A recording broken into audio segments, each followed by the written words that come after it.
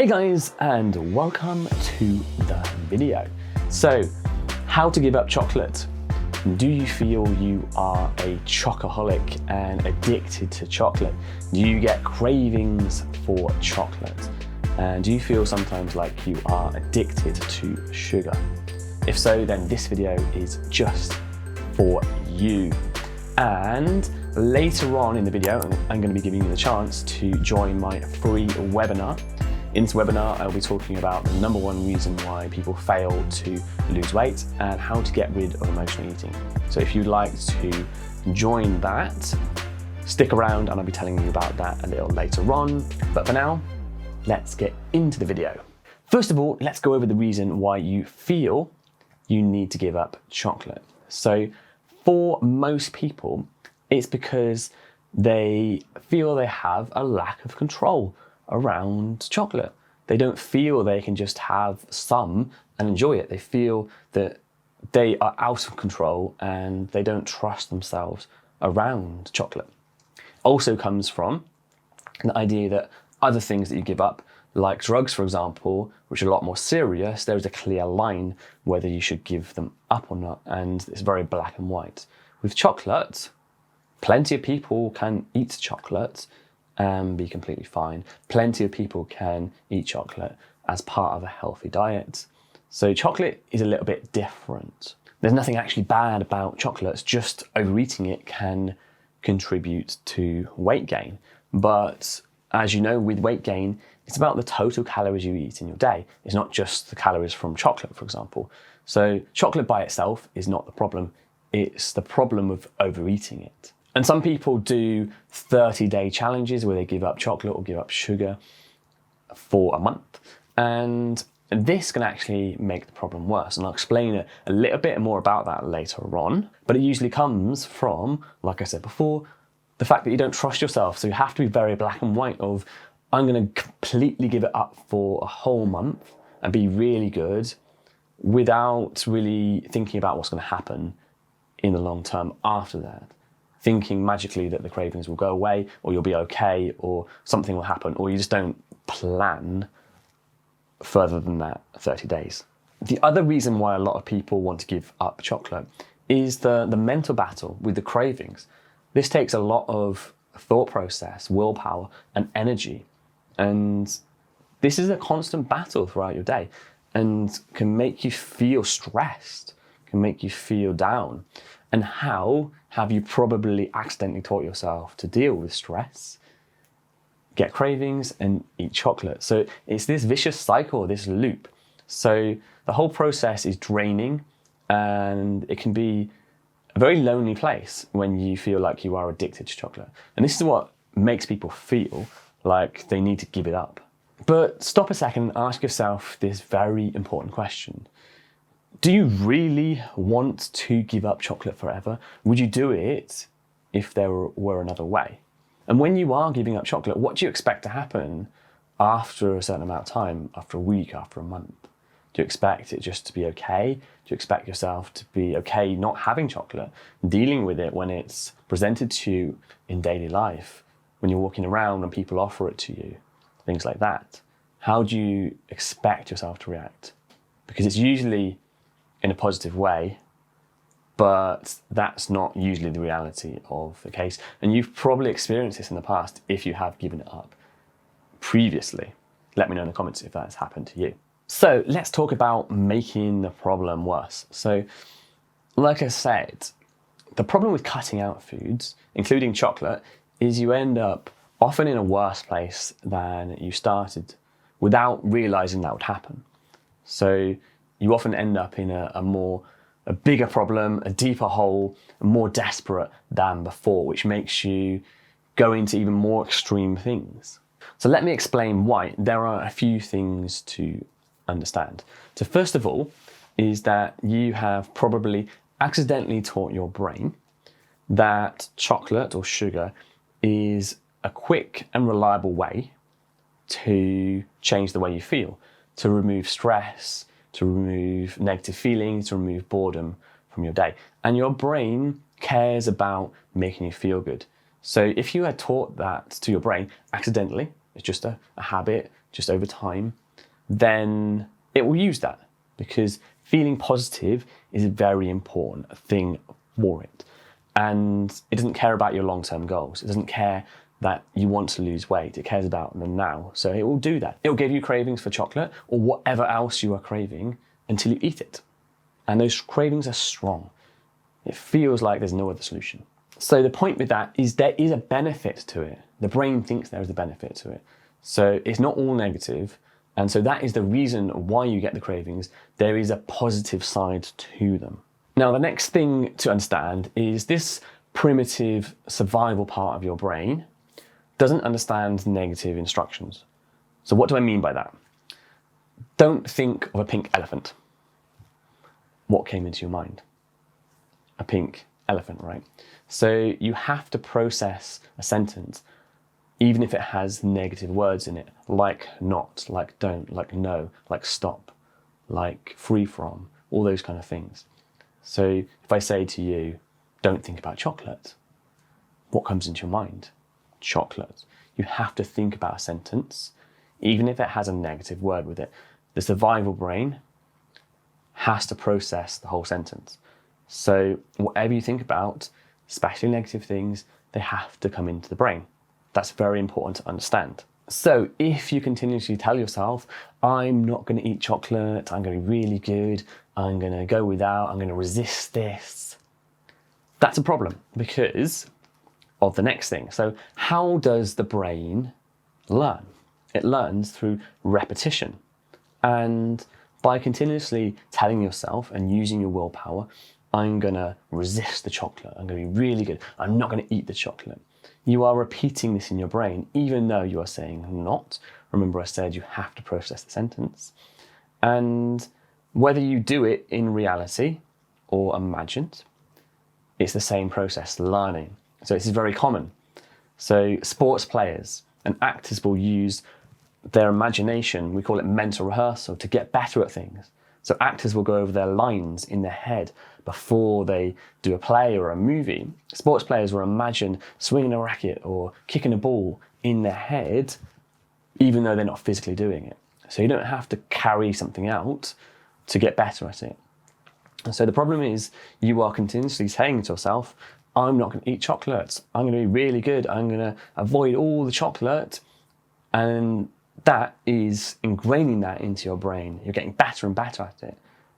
And it's just the thing that becomes dominant in your mind. The problem with this is it's tiring. It's tiring to use willpower. It's tiring to resist. So you might be able to resist the chocolate for a day, a week, a month, or however long, but there's going to come a time where you have a lapse. Either that you just suddenly cannot resist anymore and you just have an all-out binge, or you come up with some excuse like, I've been really good, I've come to a point in my diet where I deserve some chocolate, and you have a little bit, and then a little bit more, and a little bit more, and you lose control, and you have a binge as well. And so this has come about because you've restricted it, because you've practiced in your mind so much about thinking about chocolate. And that's why restricting things has such a negative consequence on binging, because of this process. Let me know in the comments if this resonates. It's really important. Let me know if you've had this happen to you. If you used your willpower to give up chocolate and then it ended up binging. Let me know down there in the comments. So now you end up with an even bigger problem than before. You've made your cravings worse. You're eating even more chocolate. You're binging even more. You're putting on even more weight. And you feel even worse about yourself.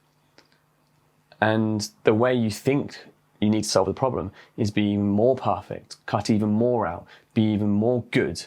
And this leads you into a bigger and deeper hole and makes the problem even more worse. So this can put you in a very desperate and lonely place because you just don't know how to get out of it. The more you do, the worse it makes the problem. And it's very counterintuitive. It's a paradox of cravings. You cannot restrict to get rid of them. You cannot tell yourself, I'm not going to do this, I'm not going to do that, because it makes it worse. And that's why it's very common to want to give up chocolate, because just like drugs, you feel that it's taken over your life so much that you want to just get it out of your life. But like I said, this makes it so much worse in the long run. So this now begs the question of, should you or do you actually need to give up chocolate to solve your problem? And of course, based on what I said, no, you shouldn't. What you really need is help on how to solve the deeper problem. Like I said before, chocolate isn't the real problem.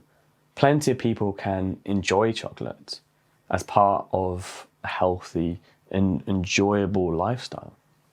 The problem is the trust you have in yourself around it. If you get cravings for chocolate, that's the problem. You don't trust yourself around it, so you feel like you have to give it up completely. So it's not because you don't want to eat it, it's because you just don't trust yourself. And in the moment, you care more about your goal around weight loss than eating the chocolate. What you actually need is training on how to undo the changes in the brain which you've accidentally made, which makes you feel so dependent on eating chocolate. So the first thing is training around the all or nothing and perfectionism mindset. So this is where we talk about being very black and white. So this is where you're eating loads of chocolate and then totally off the chocolate and being good and having those 30-day or month free chocolate periods, or just saying, I'm going to completely cut out chocolate completely. And like I said before, this leads to cravings becoming worse. So we need to have some training on how to not be black and white, to be grey. Be able to enjoy chocolate in moderation. Have a small chocolate bar and not have 6. Be able to have half a chocolate bar and not be compelled to have the whole chocolate bar. So be able to eat in moderation, enjoy it, and feel proud of yourself for living in alignment with your values, for being consistent with your choices and not having those urges and compulsions, which you end up going against your decisions then and undermining yourself. So it's all about this grey mindset and getting rid of this all or nothing mindset and perfectionism, and either being totally like eating loads of chocolate or not eating it at all. It just doesn't work. So that's what we need to work on to start with. So the second thing is that you need an alternative. So at the moment, when you get a craving, the only way you know how to solve that craving is to have the chocolate. Now, that doesn't support your weight loss goal, does it? So you need a way to solve the problems that the chocolate is benefiting. So remember before, I said that you probably accidentally taught yourself that chocolate changes the way you feel. So gets rid of stress, gets rid of boredom, gets rid of negative feelings. So you need to be able to change the way you feel without using chocolate. And again, this requires training. So being able to undo the changes that your brain learnt to use chocolate to solve these problems, and instead use something else. And this is one thing I do with my clients. We teach the brain to solve problems around stress, around negative feelings, around boredom, things like that, without the need for chocolate, and to dissipate these cravings and to be able to let them fade away. And when you are able to do this in your diet, everything goes in one direction. You're not being pulled back in the other direction constantly by getting cravings and giving into these cravings, because in the past, that was the only way you knew how to get rid of the cravings. Having this alternative method makes things so much easier, because you're able to continuously go in a straight line towards your goal without being pulled back all the time, without violating your decisions, without undermining yourself, and just having no control. So this is so important, having an alternative to using chocolate as a way to change the way you feel. So the next thing is learning how to make decisions that you are proud of. So having some chocolate because you chose to, because you wanted some, rather than getting a craving and using the chocolate to get rid of the craving. So there's a big difference there, the choice versus the need. And when you choose to eat chocolate and are able to not have it for reasons to solve your cravings, then this makes you so much more proud of yourself. And this has a huge impact on confidence and self-worth, because when you are able to live in alignment with your values, when you're able to trust yourself around decisions, you show up as a better person. And this reflects in your life around you, how people react to what you achieve, because you believe in yourself, you trust yourself, you speak up, and you get more things because of that. So for example, in the past, where my clients maybe they don't trust themselves around food or chocolate because they continuously undermined their decisions, they didn't trust themselves. So they didn't speak up in meetings, they didn't speak up in their work, and they were left out. And now there's a difference. They trust themselves. They want to be heard, and they know that their opinions are valid and matter. And this progresses them in their career, and it gets them more money, like more finances, and they feel more fulfilled. So their life becomes better in these ways that add up. So it makes a huge difference when you trust yourself and believe in yourself. And it's amazing that chocolate can have such a big impact on your life, but it links into all these other things. And that's why it's not the chocolate that's a problem. It's the effect of having the cravings and using the chocolate to solve those cravings and undermining decisions the whole time. So being able to trust your decisions and make good decisions is a really, really important skill as well. So how do you give up chocolate? How do you stop being a chocoholic? Like I've explained in this video, it's probably not the chocolate you want to give up. It's the things that the cravings are causing, the problems that the cravings are causing. So I'm assuming you enjoy chocolate, so you would want to keep it in your life. Enjoy it in moderation, but it's the problems that it's causing that you want to solve. So number one, the weight loss. Number two, being able to free up your mind from the energy and the drainingness that thinking about chocolate and resisting it all the time is causing you. And so if you would like some help with this, this is what I do. This is my speciality. This is what I do with my clients. If you would like some help with this, reach out, send me a message in the comments, or there's a link in the description to send me a message on Facebook Messenger. My email is somewhere as well on my profile. You can send me an email. So if you have this problem as well, let me know in the comments if this video has helped you, because I feel this is something that a lot of people don't understand. So that is it today, guys. Again, like if you have found this video useful, and subscribe if you are not subscribed already, so you see when I produce new videos, and I will see you in the next one.